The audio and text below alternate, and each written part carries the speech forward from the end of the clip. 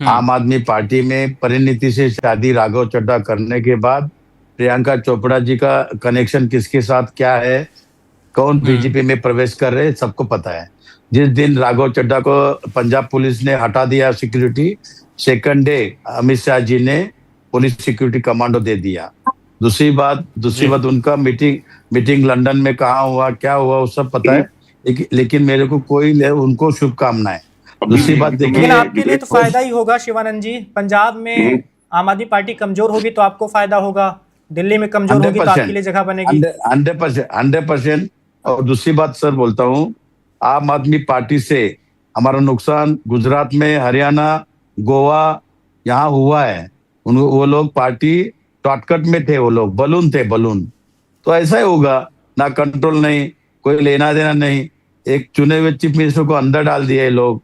तो अगर नरेंद्र मोदी जी, अमित शाह जी, Alibaba चालीचौर party अच्छा काम किया होता, शरद पवार गुट तोड़ने का क्या जरूरत था, आम आदमी पार्टी तोड़ने की क्या जरूरत था, उद्धव गुट तोड़ने का क्या जरूरत था। जिसके साथ दोस्ती, इनको पार्टी खत्म करते हैं। आप देखिए, जगनमोहन रेड्डी को फिनिश किया, जम्मू कश्मीर में मुफ्ती को फिनिश किया, नीतीश कुमार जी को सीएम पद से हटा के राज्यसभा पे बिठा के उनको खत्म किया। ये बीजेपी हमेशा करनी और कतनी, ये दोस्ती करना, दोस्ती का हाथ बढ़ाना, बाद में उनके साथ गद्दारी करना उनका आदत हुआ है।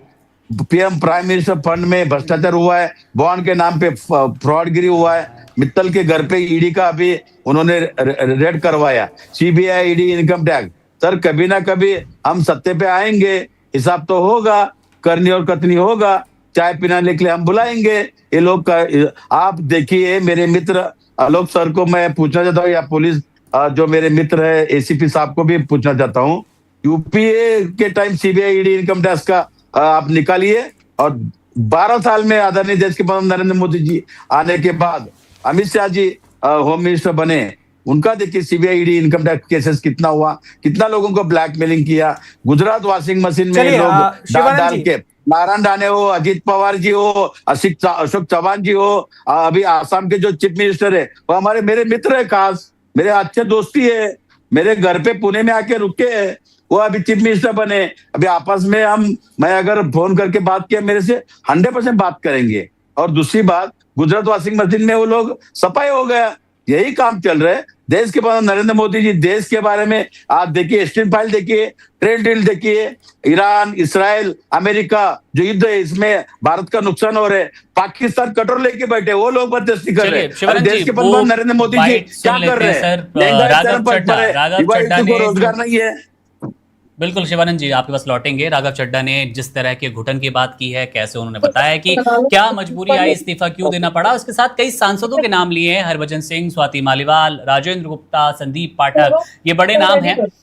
इन सब के बारे में बात करेंगे, लेकिन उससे पहले वो रिएक्शन देख लेते हैं आम आदमी पार्टी की प्रेस कॉन्फ्रेंस का वो चंक, जिसमें नजर आ रहा है कि आम आदमी पार्टी में ये बड़ी टूट की आहट, जिसे एड्रेस करने के लिए आज हम कुछ साथी इकट्ठे हुए हैं। जिस आम आदमी पार्टी को मैंने अपने खून और पसीने से सींचा और अपनी जवानी के 15 साल दिए, वो आम आदमी पार्टी आज पूरी तरीके से अपने सिद्धांतों से, अपने मूल्यों से, अपने कोर मॉरल और वैल्यूज से भटक चुकी है। और अब ये पार्टी देश के लिए नहीं, देश के हित के लिए नहीं, बल्कि अपने पर्सनल फायदे के लिए काम कर रही है।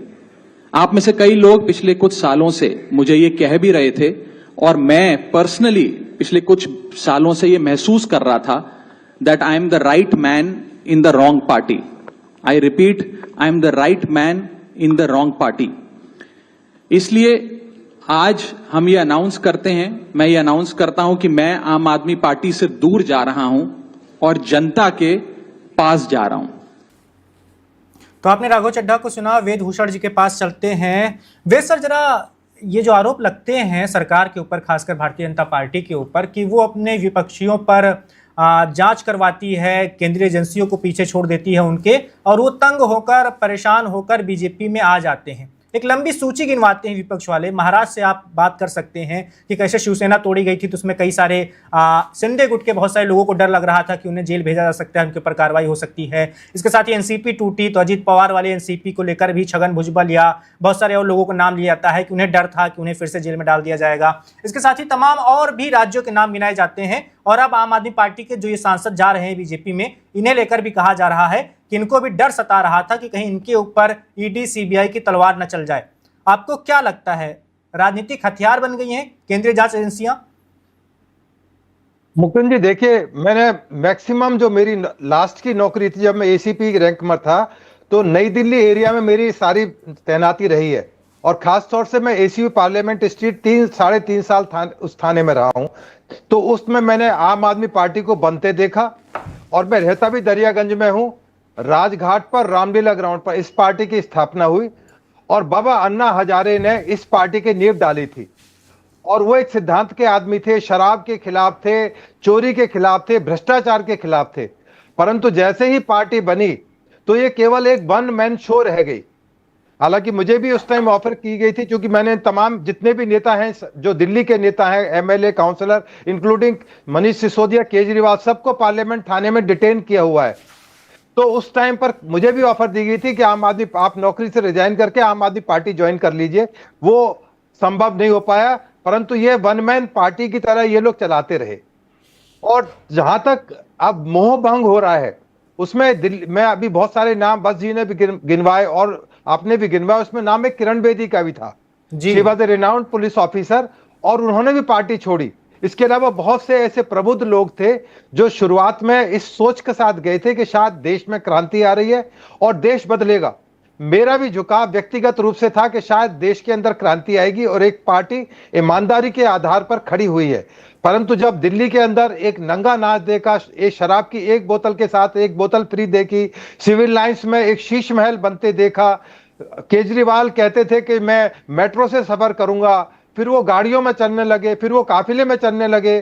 पहली बार जब वो सीएम बने तो इंडिया गेट के पास एक साधारण फ्लैट में आके रुके कि मैं किसी बड़ी कोठी में नहीं जाऊंगा, मैं इसी फ्लैट से सरकार चलाऊंगा। तो जो तमाम उनके अंदर जो बदलाव आए, उनकी पार्टीज के अंदर जो बदलाव आए, और जिस तरह से उन्होंने सरकार सत्ता हासिल की। अभी ये पंजाब का जिक्र कर रहे थे अभी आप, तो आप देखिए पंजाब में इसका बहुत जल्दी असर आपको आने वाला है। हो सकता है कुछ दिनों के अंदर वहां भी यही सीन आपको देखने को मिल जाए, क्योंकि वहां पर बहुत बड़ा बदलाव की आशंका बनी हुई है। परंतु अब उसको एक तरह से चिंगारी आज राघव चड्ढा ने और इनके साथियों ने दे दी है। तो ये एक ऐसी शॉर्ट टर्म पार्टी थी। मैं आपको याद दिलाऊं, आसाम के अंदर एक पार्टी बनी थी जिसका नाम था गण संग्राम परिषद। उसमें केवल एक यूनिवर्सिटी से एक यंग लड़का निकलकर सीधा सीएम की कुर्सी पर चले गए थे। जैसे अभी पड़ोस के देश नेपाल के अंदर एक लड़का सीधा प्राइम मिनिस्टर बन गए नेपाल के, और एक हफ्ते के अंदर 2 मिनिस्टर के रिजाइन भी आ गए एक हफ्ते के अंदर। तो ये पार्टियां टेम्परेरी पार्टियां हैं। कांग्रेस पार्टी, बीजेपी पार्टी, ये बड़ी पार्टियां हैं, नेशनल पार्टियां हैं। ये टूटेंगी, बिखरेंगी, फिर इकट्ठी हो जाएंगी। और हिम्मत बिश्वा भी इसी थैली के चट्टे बट्टे थे। और मैं याद दिलाना चाहता हूं कि कांग्रेस ने ऐसा काम नहीं किया। ऐसा नहीं, कांग्रेस भी यही हथकंडे अपनाती रही है।